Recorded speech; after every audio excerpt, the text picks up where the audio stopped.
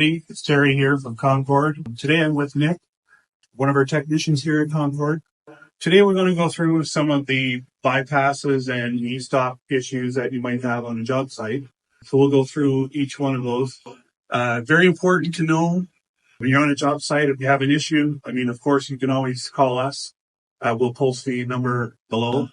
But in the meantime, we'll show you how to get yourselves out of trouble. So we can start from the bypass with the red cover, which is the 4 e-stop boxes bypass.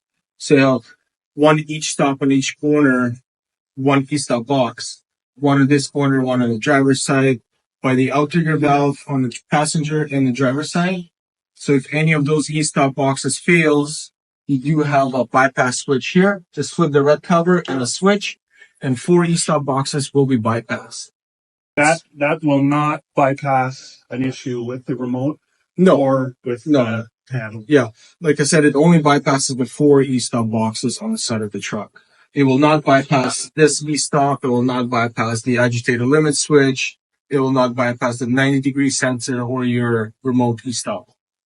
So we'll get into that in a little bit. We're going to go up on top and show how to manually pump, how to control volume, and a few other things. And then we'll get into bypassing the rest of that stuff when we need to get that going. So the first thing we're going to do is show you how to manually pump. In case you lose all of your electrical for whatever reason, that's one thing that Concord is pretty proud of. If the drive shaft is turning, you can pump. You can operate your boom, and Nick's going to show us how to manually pump. All right. So if you want to pump in forward only at the moment, you would have to push in your passenger side forwarding valve, which is located on a square block, not the one all the way in the corner, but the one that's located on a square block, passenger side. You would push it in and twist it to lock it. And then you would do the same thing on the driver's side. You would push it in, lock it, and this will engage your pump forward. Right.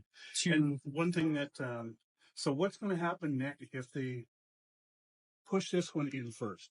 Well, so we usually use only this valve to check the main pump pressure. So if you push in this valve first, it will lock up the oil in the block and it will create all the pressure, and it might stall your engine if you're in low RPM and low volume. So that's why I advise to lock in your passenger side first and then the driver's side. And then the sequence to unlock these valves will be the opposite way. You would unlock, let's say I pump forward now, it's pumping forward. And to unlock these valves, you would first do the driver's side, just twist it and unlocks by itself. And then the passenger side, and the pump will stop pumping. Right. Okay, so we got in a jam.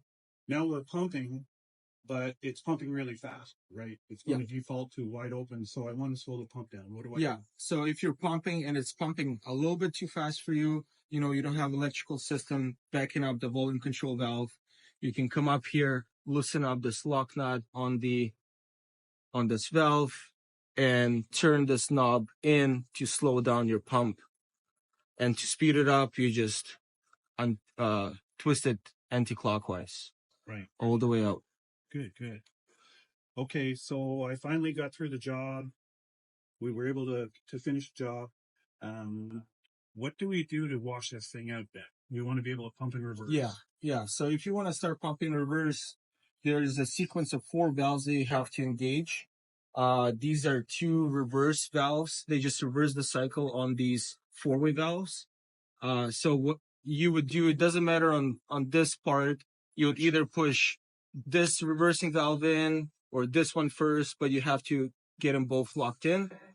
So you lock in both reversing valves, and then you do the same sequence on the forwarding valves or on the pumping valves. So you would lock in your passenger side and then the driver's side. And then the pump is in reverse. So all 4 have to be locked in. All 4 has to be locked in. And then when you want to stop the pump, you do the same sequence as you stopping the pump the first time.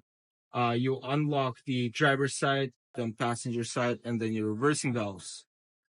And it will stop the pump in reverse. Great. Okay, so we were able to pump and we're able to wash out. So, Nick, what's the purpose of this valve right here? Well, this is a ball valve, quarter turn valve, and if you open it, it will dump your accumulator pressure.